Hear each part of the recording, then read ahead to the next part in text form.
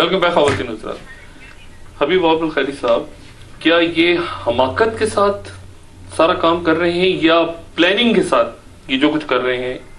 یہ ججز کا معاملہ, یہ جو وزارت قانون اور وزارت داخلہ اور کبھی اٹارنی جنرل اور کبھی نیب, یہ جو کھیل کود کر کے ٹائم کھینچ رہے ہیں, یہ پلاننگ کے تحت ہو رہا ہے؟ پلاننگ کے ساتھ ہو رہا ہے. میری بہت دیانتدارانہ رائے ہے, اپنے تجربے کی بنیاد پہ میں دیکھتا ہوں کہ یہ آزاد عدلیہ کو کسی صورت برداشت نہیں کر سکتے, کیونکہ انہیں پتہ ہے کہ آزاد عدلیہ تو قانون اور انسان اس کے تحت کام کرے گی. انہوں نے یہ جو منصوبہ بندی کی تھی نوٹیفیکیشن کی, یہ باقاعدہ منصوبہ بندی تھی, اور اگر مجھے یقین ہے کہ اگر وکلا اور سول سوسائٹی میدان میں نہ آتے تو یہ کامیاب ہو گئی تھی. اس کو دیکھ کر پھر یہ اچانک چلے گئے اور اعتزاز حسن صاحب نے ان کو مشورہ دیا کہ آپ عدالتیں کیا کریں گی؟ آپ تو عدالتوں کا مزاج سمجھتے ہیں طویل عرصے, آپ کا تجربہ کیا ہے؟ یہ میں اپنی پٹیشنوں بھی کہہ چکا ہوں, سپریم کورٹ اپنے فیصلوں میں یہ بات تسلیم کر چکی. میں یہ عرض کرتا ہوں کہ اگر ہم انصاف نہیں کر سکتے تو ہمیں کسی عدالت کی کوئی ضرورت نہیں.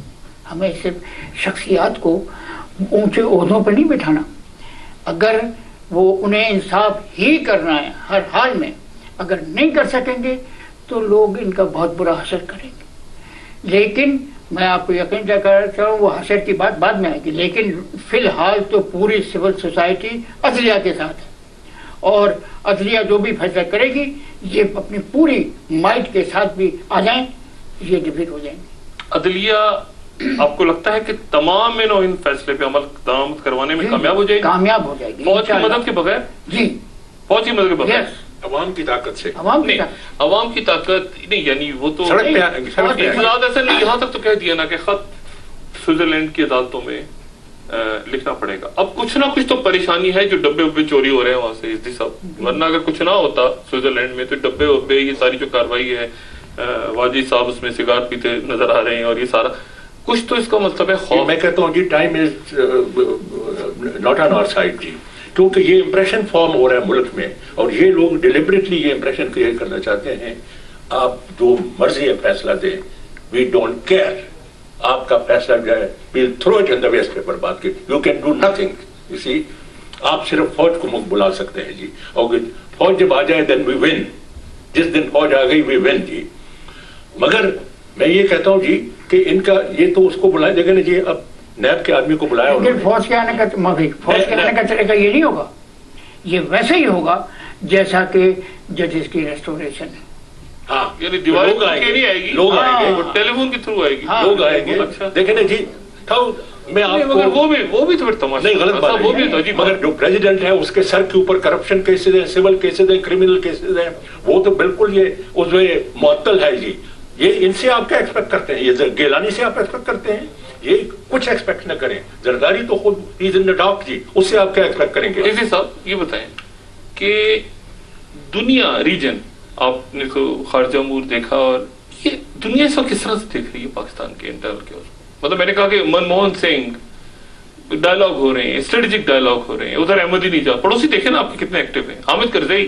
یعنی آپ کی جو لیڈرشپ ہے وہ کہیں کسی قصے میں ہی نہیں ہے, نہ ان کو پتہ ہے اسٹریٹجی کا کیا ہے, نہ ان کو خطے. وہ صرف بظاہر نظر آتی ہے یہ دورے کرتی یا یہ چھوٹی چھوٹی میٹنگز کے اجلاس, جیسے کہ جو کہ لوکل لیول پہ. ہمارے صدر صاحب جو ہیں ان کی سب سے اولین جو پرائرٹی ہے وہ یہ ہے کہ وہ خود اقتدار میں رہیں.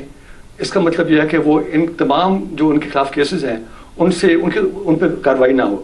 اسی لیے انہوں نے ڈوگر صاحب کو رکھا تھا, اسی لیے انہوں نے باقی اقدامات کیے ہیں. تو سراسر ایک ہی ان کی پرائرٹی ہے, اس کے بعد اس سے آگے وہ نہیں دیکھتے ہیں. اس وقت ملک میں جو بیرونی حالات ہیں, ایک بہت اچھا موقع ہمارے لیے ہے, کیونکہ ہمارا ایک سینٹرل رول ہے اس وقت اس ریجن میں افغانستان کی وجہ سے, اور امریکہ بھی جانتا ہے کہ ہمارا بڑا سینٹرل رول ہے. اس کو چاہیے کہ ہم استعمال کریں, امریکہ سے ہم کنسیشنز لیں. اور یہ تو نہیں استعمال, لیکن اس وقت جو کچھ ملک کی پالیسیز ڈیفائن ہو رہی ہیں, ان پالیسیز کو ڈیفائن کرنے میں انفارچونیٹلی ہماری پولیٹیکل لیڈرشپ موجود ہی نہیں ہے, یا اس کو انٹرسٹ ہی نہیں ہے. ہماری لیڈرشپ چاہے حکومت میں ہے چاہے حکومت سے باہر ہے, سیاسی لیڈرشپ ناکام ہو چکی ہے. میں کہتا ہوں کہ ایسی حالات میں ہمیں چاہیے تھا امریکہ سے ہم مطالبہ کریں کہ جیسے نیوکلیئر ڈیل ہندوستان کو دیا انہوں نے ویسے ہمیں دی جائے. کیونکہ اوباما نے خط لکھا ہے زرداری صاحب کو کہ میں چاہتا ہوں کہ پاکستان سے ایک very broad based strategic relationship بنایا جائے. تو اس کے جواب میں چاہیے ہم ان سے مطالبہ کریں کہ اسی قسم کی ڈیل میں دی جائے. اور یہ تو ایسا ایشو ہے جس سے ہماری اگلی جنریشن جو ہیں اس موقع پہ دیکھیں گے کہ اس موقع کا استعمال نہیں کیا گیا. نہیں وہ نیوکلیر ڈیل کیا وہ تو اپنے جو اثاثے ہیں ان کے خیری صاحب وہی میں کہہ رہا ہوں نا جو ہمارے اپنے نیوکلیر ایسٹس کے بارے میں ویژن جو ہے اتنی محدود ہے, خطرے میں پڑے ہوئے ہیں, وہ ان کے قبضے میں ہے. ان کی محدود اتنی ویژن ہے کہ صرف اپنے اقتدار کے آگے وہ دیکھتے ہی نہیں ہیں, اور جو ہمیں ایک موقع ملا وہ اس کا استعمال نہیں کر رہے ہیں. ہماری جو کیری لوگر ملے, اب آپ دیکھیں کہ فوج کو مجبوراً اس کی وضاحت کرنی پڑی, ورنہ کسی کو پتہ ہی نہیں چلتا کہ یہ کتنی خطرناک چیز ہے, اور اسی کے تحت ہمیں لیتے چلے جا رہے ہیں, جبکہ ہمارے پاس چوائس ہے کہ ہم اس کے تحت نہ لیں, زبردستی تو نہیں کر رہے لیکن ہم اس کے تحت لے رہے ہیں.